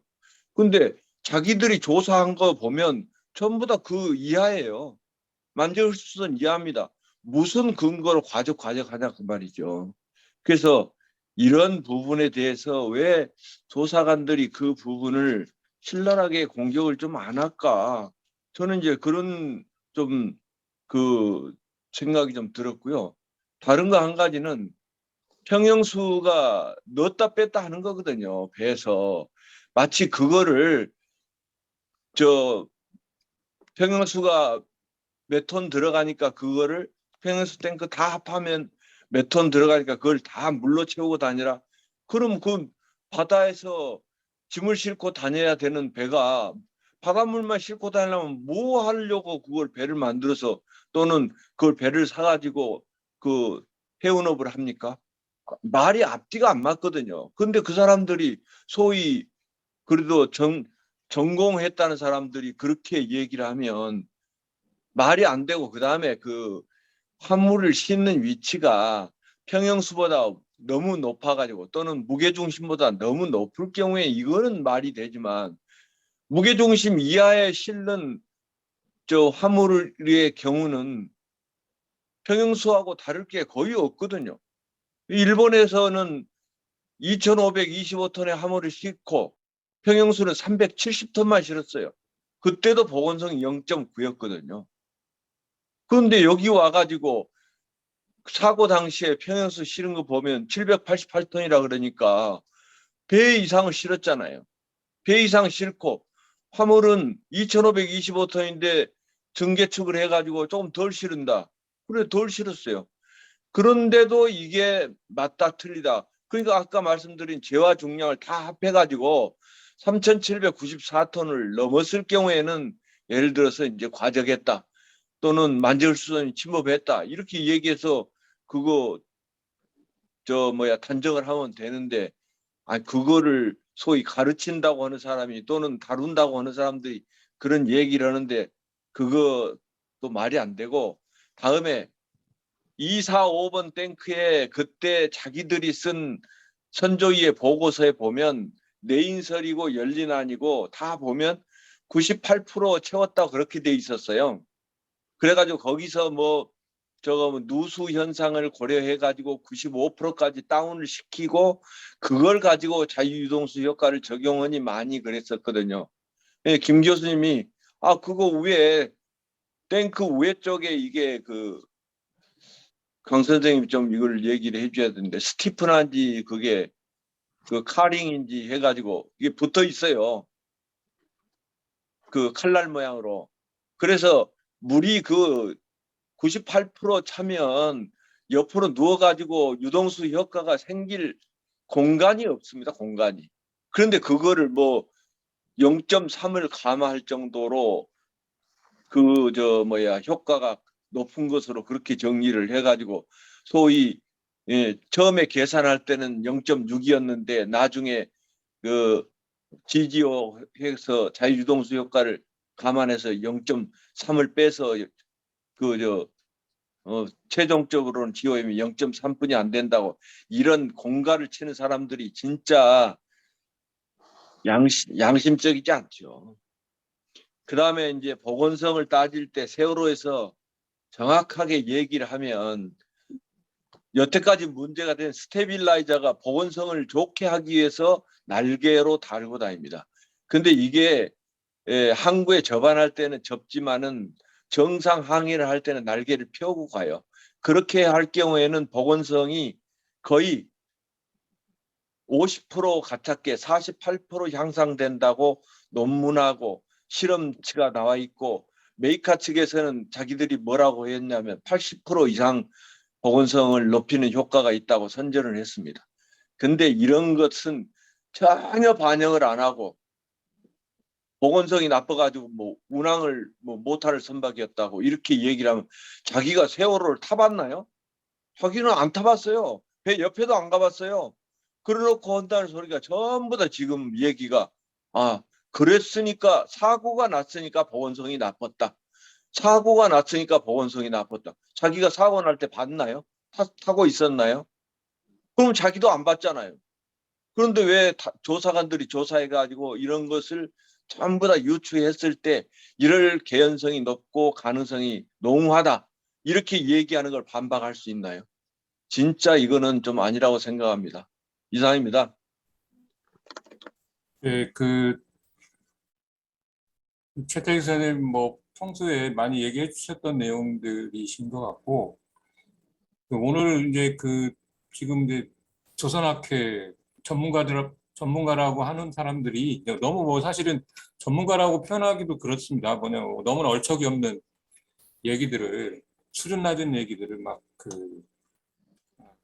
아무 근거 없이 계속해서 반복하고, 아까 최태기 선생님 말씀하신 사고가 났고 넘어졌으니까 보건성이 나쁜 거다라고 그렇게 이제 단정 짓고 이제 그래야만 한다라고 하는, 거기에 이제 어떤 외력이 개입하고 했을 수도 있다라고 하는 충분한 개연성도 가능한 건데, 그거는 뭐 이미 기본적으로 이제 배제하는, 그러면서 이제 계속 같은 얘기만 반복하니 좀 너무 일반인들도 나중에 이제 위원들도 뭐 반박을 하더라고요. 뭐 황필규 씨나 뭐 강기탁 씨 같은 경우도 반박을 하던데, 저는 뭐 다른 주장들에 대한 반박을 좀 이제 아까 교수님 다 해주신 것 같긴 한데요. 혹시 남은 게 있을까요? 지금 이 조사관의 결론은 외력의 가능성이 매우 높다라는 건데, 그거는 우리가 못 받아주고, 외력을 이렇게 조사해 봤지만 단정할 수 없더라라는 쪽으로 이렇게 수정해 오면 우리가 승인해 줄게라고 지금 협상을 이제 시도하는 것 같거든요. 그랬을 때 이제 어떤 일이 벌어지는 거냐면, 이걸 그대로 받으면 결론적으로 이제 공식적으로 외력의 가능성은 없다라는 쪽으로 모든 일반인들은 받아들이게 돼 있다고 생각이 됩니다. 뭐냐면은 여기서 올렸잖아요. 조사관들이 올렸는데 저희가 수정하겠다는 거예요. 지금 사청 위원장하고 소위원장, 강기탁하고 문호승 둘이 지금 수정해서 다시 올리겠다는 거 아니에요. 이쪽도 수정하라고 그러는 거고 저쪽도 네. 이제 조사관들도 수정하라고 그러는데 조사관이 수정을 거부하는 거죠. 네. 그리고 네. 그리고 사참위원장하고 소위원장이 뭐 자기 나름대로 자기들이 뭐 이렇게 수정할 거를 최종 결론에 대한 요거를 자기네들이 수정해 오겠다는 건데, 그쪽에서 수정해 오면 조사관들이 그걸 거부하는 거죠. 예, 맞습니다. 예. 네, 그래서 이제 거부하는 거죠. 그거 어떻게 우리는 조사한 게 그게 아니다. 네. 조사 결론이 그게 아니다. 우리 거를 그대로 인정해 주든지 뭐 하여튼 당신들 거는 우리가 인정할 수 없다. 조사관이 더 힘이 센 거지 어떻게 사청위원장이 더 힘이 세요. 뭐 제가 보기에는 이제 약간의 이제 사실관계에서 오류가 있을 수 있다고 보여지는데요. 일단은 전원위원회에서 수정 의결 가이드라인까지도 대체로 이제 합의가 된 거잖아요. 위원들 사이에서는. 그리고 그거를 이제 책임지고 두 사람 뭐 소위원장과 이제 위원장이 책임하에서 그거를 수정안을 이제 올리는 걸 얘기를 한 건데, 직접 수정을 뭐 그 사람들이 이제 뭐 문구를 수정하거나 그런 거는 제가 볼 때는 뭐 두 사람이 할 리는 없는 거고요.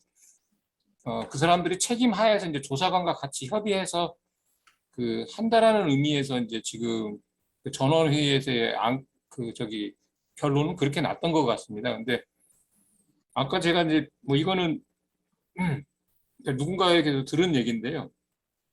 어쨌건 조사 결과에 대해서는 손을 댈, 뭐 예를 들어서 뭐 결론을 이 삭감하거나 이제 아예 드러내면서 그러면 그거와 모순되는 결론을 유추할 수밖에 없는 조사 내용들 이런 것들은 어떻게 할 거냐? 그러면 그것들도 손보려고 하지 않겠냐? 약간 표현을 완화하는 수준이 아니라 그런 내용들을 그래서 이미는 그거를 이제 아예 채택하면 안 된다고 얘기했는데 그런 내용들을 다 빼지 않는 한 모순이 생길 텐데 이제 이런 그래서 좀 약간의 어떻게 될지는 잘 모르겠다라는 생각이 드는데 어쨌든 조사관들은 분위기가 조사 결과에 대해서 손을 댈 수는 없다라고 좋네요. 생각인 것 같습니다. 바람직한 것 같습니다. 그리고 이쪽 사참위에서도 채택을 안 하, 뭔가는 채택을 해야 되거든요. 결론을 내야 되거든요. 그러면 뭐 내인설로 결론을 내든지 뭐 근데 내인설로 결론 낼 건덕지가 하나도 없잖아요. 그러니까 하여튼 근데 무조건 채택은 해야 되거든요. 뭔가는. 그래서 뭐 이거를 자꾸 뭐 어떻게 하려고 그러는데 오히려 조사관들이 거부를 해버리면 얘네들이 오히려 곤란에 빠질 수가 있어요. 얘들이 실수한 거예요. 지금 전원 의원들이 뭐 이렇게 하면은 채택하겠다. 그래서 이렇게 해서 채택하겠다. 이런 식으로 한 게 얘네들이 사실 실수예요. 네, 얘는 이제 오히려 조사관들이 그렇게 우리 사실하고 결론하고 다른 거를 결론을 받아들일 수 없다. 그러면서 오히려 거부해야 돼요. 조사관들이. 저희가 이제 지금 서명 운동을 벌이고 있지 않습니까? 그래서 그런 내용들이 저는 우리만이 아니라 그런 이렇게 도미노처럼 그런 불만들이 좀 모이고 그리고 조사관들도 뭐 소신 있게 저희로서는 불만이 있지만 그들 기준에서는 자기들이 양심과 소신에서 했으면 그거에 대해서 불합리하게 부당하게 삭감을 요구하거나 결론을 제거하려고 하면 당연히 항의를 해야죠. 네.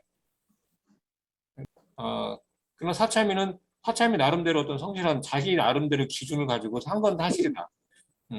어떤 오류나 실수와 어떤 미흡한 점이 있었지만 그리고 내인설을 그거를 오히려 돌이키려고 하는 것은 이건 말도 안 된다라고 하는 규탄의 대상이다라고 하는 것을 좀 우리가 명확히 하고 그리고 사참위 뭐 가족들과 사참위 조사관들 그런 부당함에 맞설 수 있게 좀 할 필요가 있겠다 이런 생각이 좀 들고요.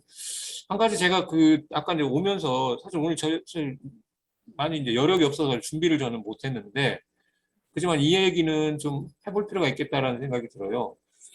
어떤 거냐면 사참위 조사관들이 상당히 자신감에 차게 됐던 게 저는 뭐 다른 것보다도 마지막에 지금 아직 정확히 의결이 됐는지 안 됐는지도 지금 확인이 안 되고 있는데 침수 문제라고 이해가 됩니다. 예. 그러니까 마린이라고 하는 데서도 계속해서 이 침수 뭐라 그럴까요? 사고 당시의 상황이 아무리 실험을 해도 재현되지 않는다라고 하는 그런 내용 속에서 결국은 선체 외판에 있는 손상 부위로 해수면 밑에 있었던 손상 부위로 이데크 쪽으로 물이 들어갔다. 그리고 물이 선수 쪽이 아니라 선미 쪽으로 물이 계속해서 차면서 이것이 이제 사고 당시의 어떤 선체 거동과 유사한 그런 상황이 될 수밖에 없다. 그렇지 않으면 계속해서 선수 쪽으로만 이렇게 기울게 되는 그러니까 세월호가 배의 형상 자체가 그렇잖아요. 제가 아는 바로는 배의 형상이 뒷부분이 둥그렇고 넓고 부력이 굉장히 큽니다. 근데 선수 쪽은 굉장히 좁고 그렇기 때문에 물이 차면 반드시 선수가 먼저 가라앉게 돼 있는 그런 구조인데 근데 이상하게도 사고 당시 세월호는 이 균형을 맞추고 그러니까 이분킬이라고 얘기하는 그런 상태로 침몰을 했다. 예. 그렇기 때문에 이것은 뭔가 특이하다. 이거는 설명이 안 된다라고 하는 게 마린의 입장이었다라고 하는 거고요. 그래서 마린도 무게 중심을 후방으로 2.9m를 뒤로 뺐다고 그래요. 실험 당시에. 예. 그래서 이런 것들이 지금 뭐 저는 이제 자문회의에서 참여하면서 그런 설명을 다 들었거든요. 근데 그것이 지금 제가 전원회의에서 그 영상에서 그거를 확인하지는 못했던 것 같은데 발표가 됐나요? 네, 나왔습니다. 아, 그러면 지금 그것까지 포함해서 전원회의에서 지금 그 외력 결론을 지금 내리지 않도록 지금 하려고 하는 거잖아요. 네, 맞습니다. 예. 근데 너무 어처구니가 없다라는 생각이 좀 아무리 생각해도 예, 맞아요. 이거는 타협하면 안 돼요. 그들 위원장하고 위원들하고 타협하면 안 돼요. 조사관들도 명분이 있어요. 데이터가 있잖아요. 어? 근거들이 있기 때문에 이건 타협하면 안 돼요. 그리고 침수 문제인데 사실 어디서 또 결정적이냐면 침수 통로라고 얘기됐던 게 시가판 통풍구잖아요. 시가판 통풍구인데 그전에는 뭐 시가판 통풍구로 물이 왕창 들어간다. 어거지로 그렇게 했던 건데 이번에 펜이 거기 발견됐다면서요. 네. 예, 아마 제가 보기에는 시가판 바로 밑에 뭐 있을 거예요. 거기 펜이 하나 있을 거예요. 근데 그 펜이 있는 순간 그쪽으로 들어갈 수 있는 물의 양은 확 줄어들거든요. 그러니까 그게 또 결정적일 거예요. 그전에는 그런 게 없다. 그냥 내려간다. 이렇게 본 건데 펜이 있다. 그러면은 물이 그렇게 내려갈 수가 없어요. 그러니까 뭐 이 조사관들은 무기가 많아요, 지금. 싸울 수 있는 무기가 많아요. 근데 이럴 때 안 싸우면 조사관이 자기 조사한 거를 부정하는 거고 이 조사를 스스로 신뢰하지 못하는 거거든요. 스스로 신뢰하는 한 그냥 싸워야 돼요. 당연히 싸워야죠. 예, 알겠습니다. 이런 내용들은 반드시 제가 그 영상을 편집할 때 꼭 우리의 결론은 조사관들이 싸워야 된다라는 결론을 꼭 담도록 하겠습니다. 그 트림 문제에 대해서도 어떤 좀 설명을 해주시면 안 될까요? 강범성 교수가 그 트림에 대해서 언급을 한 것 같기도 하던데요. 아무래도 이제 뭐 선조위 때 어떤 많은 그 데이터들을 다 알고 있으니까 트림이 이번에 4번 평수 탱크를 비우면서 1번 평수까지도 비운 거잖아요. 아무 근거 없이. 근데 그게 트림을 목적으로 해서 트림을 좀 높이려고 그렇게 했던 것 같고, 그러면서 이제 보건성은 4번 평수 탱크만 비운 것보다는 훨씬 좋은. 그러니까 이제 선미 트림이 지면서 이제 좋아졌던 거잖아요. 그래서 그러니까 장본선 교수의 말은 뭐냐 하면 4번 평수 탱크만 비웠을 거다. 네. 4번 평형수 탱크만 비우게 되면 1번 평형수 탱크는 채우게 되거든요. 그럼 채우니까 어떻게 되냐면 트림이 그냥 거의 0으로 가는 거예요. 그럼 보건성이 대단히 안 좋아지거든요. 그 상태에서 차라리 1번 탱크를 비우면 트림이 뭐 0. 그것 때문에 0.3 정도 아마 증가를 할 거예요. 그것 때문에 선수 탱크를 어느 정도 비우면 그러니까 그래서 그거 안 비웠을 거다. 그러니까 이제 사참이는 사참이가 참 이게 큰 실수를 한 거예요. 그 4번 탱크 비우고 그러면 안 비웠을 때는 사참이가 말이 앞뒤가 안 맞는 게 비웠을 때는 1번 탱크도 같이 비우고 채웠을 때는 또 1번 탱크도 같이 채우고 뭐 희한하게 해놨는데 하여튼 장본성 교수가 그렇게 역으로 들어오는 거죠. 4번 탱크는 비우고 1번 탱크는 안 비웠을 거다. 그러면은 이제 보온성이 확 나빠지거든요. 그걸 이용해. 네. 프랑스의 선미에 있는 평형수 탱크 컨트롤 판넬을 보면 레벨 게이지가 있거든요. 거기에 탱크 전부 다 나와가지고 자기들이 조사를 다 했었잖아요. 그래가지고 얼마 해가지고 자기들이 출항 당시에 평형수가 어떻게 차 있었다고 자기들이 다 조사를 해놓고 그러면 결국은 누군가 본선 선원이 물을 일부러 뺐다는 얘기가 되나요? 그 얘기 아닙니까 지금?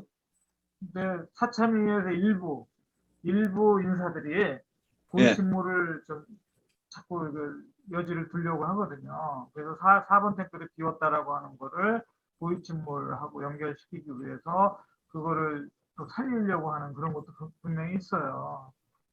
아니 그 선원들이 국내에 다 있는데 자기들이 그거 소환 조치해가지고 조사를 다시 벌이면 되잖아요. 대한민국에 참 아이고. 그래서 이 말도 안 되네요. 4번 탱크 비우는 게 고위 침몰설도 좋아하고 그리고 내인설도 좋아하고 항상 제가 얘기하지만 내인설하고 고위 침몰은 항상 같이 가요. 서로 주장하는 게 비슷해요. 보건성이 서로 나빠야 되고 뭐 그러다 보니까 하여튼 늘 그냥 한 끗 차이예요. 그리고 트림 문제는 우리가 지난번에도 뭐 얘기를 했지만은 출항 당시 영상을 보면 트림이 나오거든요. 그때 0.8 정도는 됐어요. 0.78 됐는데 제가 그 계산하는 방식은 왜 화물 갖고 계산하는 건 어떻게 계산하느냐? 내 13분의 계기판에 뭐 트림이 나오잖아요.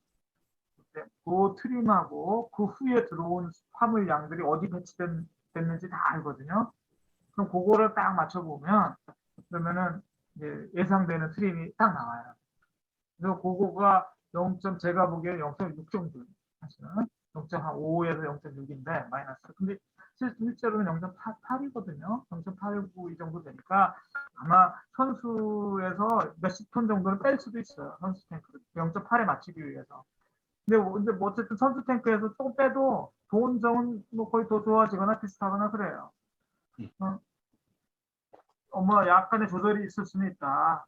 근데 뭐 4번 탱크 어디 비워요? 그러니까 2, 4, 5번은 아예 네.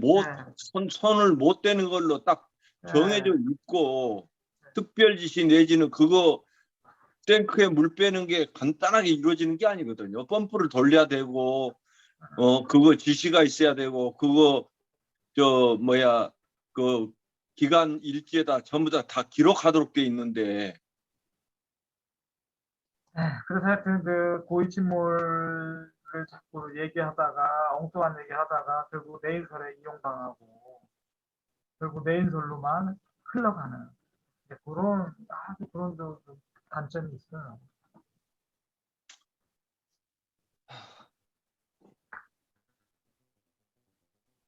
이번에도 장범선 교수 얘기할 때 보니까 그거를 그러니까 유리한 쪽으로만 해석을 하더라고요. 조사국에서 한 거를 이제 검토하면서 선조위 때는 사실은 이제 다 그 4번 탱크도 채워진 걸로 했는데 그 선박이 기울다 보니까 그 공기관으로 빠져나갔다. 왜 그거는 검토 안 하느냐라고 얘기를 하다가 또 그 4번 탱크가 비운 걸로 해서 이제 뭐 다른 화물 더 실었을 거다 이런 쪽으로 그러니까 그 자기가 필요할 때만 그걸 이용을 하더라고요. 사참에서 그 4번 탱크 비운 거를. 그래서 이제 그런 부분들이 사실 뭐 좀 학자적인 그 양심이 있으면은 4번 탱크가 채워졌는데 비었을 거다 이렇게 얘기했다가 또 뭐 4번 탱크가 비었을 거다 이런 식으로 그 돌려막기 식으로 얘기를 안 할 건데 그런 부분들은 좀 사참에서 이제 그런 빌미를 준 게 그 사람들이 이제 자기들한테 유리한 것만 이제 추사 선택해서 쓰다 보니까 그런 빌미를 준 거는 사실 뭐 좀 아쉬운 부분이 있고요. 또 인하대 그 교수도 사실 그 보건성 계산서를 가지고 이제 그 평형수 그를 얼마를 채우고 화물을 얼마 싣고 하는 것은 사실 그 조선을 하는 사람들은 다 알거든요. 그 보건성 계산서가 그게 그렇게 확정되고 그렇게 실현하는 게 아니고 그거는 선장한테 이런 타입을만 열 몇 개 상황을 고려해서 이렇게 실으면 보건성이 이렇게 되고 저렇게 실으면 저렇게 되니까는 배에서는 이제 선장 그 책임하에 모든 게 이제 화물 배치나 이런 게 이루어지니까 그 선장이 판단할 때 요걸 기준으로 해서 판단을 하라라는 식으로 해서 보건성 개헌서가 나왔는데 그 얘기는 안 하고 보건성 개헌서가 그렇게 나왔기 때문에 평형수를 그보다 적게 실으면은 뭐 안 맞다. 그러고 나서 화면을 더 싣는 것은 어느 위치에 실는 게 중요한 게 아니다. 뭐 이런 식으로 얘기를 하는 거 보니까 이 사람들이 너무 이제 자기 위주로 자기가 필요한 부분만 이렇게 취사 선택해서 얘기를 하는 것들이 사실 어떤 그 학자적인 그 양심 이런 것들을 너무 그 무시하고 그렇게 이제 얘기를 하는 거 봤을 때 좀 답답하긴 하더라고요. 그래서 사변평형수 탱크를 비운다고 그러면은 또 어떤 문제가 생기냐면은 우선 그 비우는 것 때문에 보건성이 떨어지잖아요. 근데 그거를 또 한 80%만 비웠다. 이렇게 비우다 말았다. 뭐 이러면 어떻게 되냐면은 자율이동수 효과가 크게 나타나요. 예. 그러면 거기서 또 0.2 정도 또 그냥 떨어져요. 그러니까 이게 예를 150톤 비워야 되는데 100톤 정도 비워요. 그럼 그것 때문에 0.1 얼마 떨어지죠. 그리고 또 거기다가 자율동수 효과가 거기서 이제 맥시멈으로 최대로 나타나니까 그러면 거기서 0.2 또 빼요. 그러면 또 왕창 떨어지는 거예요. 그리고 트림 또 2분 트림으로 하고 뭐 이렇게 해버리면 그러니까 이 완전히 빌미를 줘가지고 장범선 교수가 이제 뭐 마음대로 그래서 0.3 이하도 될 수 있고 뭐 0.2 이하도 될 수 있고 야 이게 정말 아 하참이가 요 부분에 있어서 좀 실수를 했어요. 그 이제 그 화물에 대해서요. 아까 말씀하셨는데 이제 화물에 대한 조사를 뭐 우리 김 교수님도 아예 그냥 이거 저 차량에 실은 화물 뭐에 한 거 전부 다 그 단위당 전부 다 이렇게 특정해 가지고 조사까지 하셨는데 지금 현재 화물 조사를 해놓은 거 보면 검경 합수부가 2,142톤, 특조 1기 특조위는 2,215톤, 선조위는 2,210톤 이렇게 해가지고 자기들이 출항 당시에 화물이 이렇게 실렸습니다 하고 조사를 했잖아요. 근데 그러면 출항 당시에 4번 탱크가 차 있었다가 뭐 화물을 더 싣기 위해서 뺐다? 그러면 화물이 어디 있어요? 더 추가될 게 없었잖아요. 그러면 이 화물을 그대로인데 물을 빼면 그러면 배가 더 들리기만 할 뿐이지 본선으로는 뭐 이익될 게 아무것도 없는데 그런 얘기를 한다고 하는 그 자체가 앞뒤가 안 맞는 소리잖아요, 지금요. 네, 장본선 교수는 지금 그냥 작정을 하고 하는 거예요. 그냥 작정을 하고 자기 지식 다 동원해가지고 그냥 막 낮추는 거예요. 뭐 사본 평형 뺐다는데 막 하는 거죠.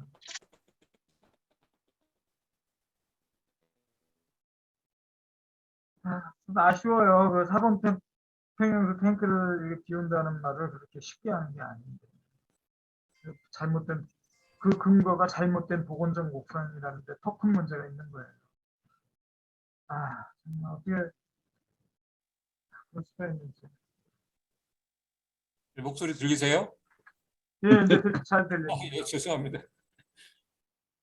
제가 우리 뭐 권영빈 위원님이나 뭐 심윤환 조사관님도 이제 뵙고 또 뭐 장본성 교수야 우리가 뭐 잘 관계가 없었지만 그래도 선체조사위원회라고 하는 이제 그때 이제 보고서 이런 걸 통해서 보고 또 사참위 보고 이렇게 봤을 때 보건성에 관련돼서는 가장 객관적이고 가장 정확하게 합리적이고 가장 일관성 있게 뭔가 모순되지 않은 그런 근거가 또 명확하고 전체적으로 어떤 측면으로 봐도 다 설명이 되고 하는 그 보건성을 제시하고 있는 데는 김관목 교수님이라는 생각이 저도 개인적으로 많이 듭니다. 근데 이런 것들이 좀 이번에 이 조선학회의 논란이나 이런 걸 통해서 앞으로 이제 어떤 조사가 이루어질지 모르겠지만 좀 이런 좀 좀 우리가 이제 신뢰받을 수 있는 그런 하나의 예, 그래서 사참이 스스로도 이게 뭐 조선학회도 아웃된 거라고 저는 봅니다. 아니 불신 철저히 어떤 그런 저기를 믿고 그리고 앞으로 가족들이 가족들이 바보가 아닙니다.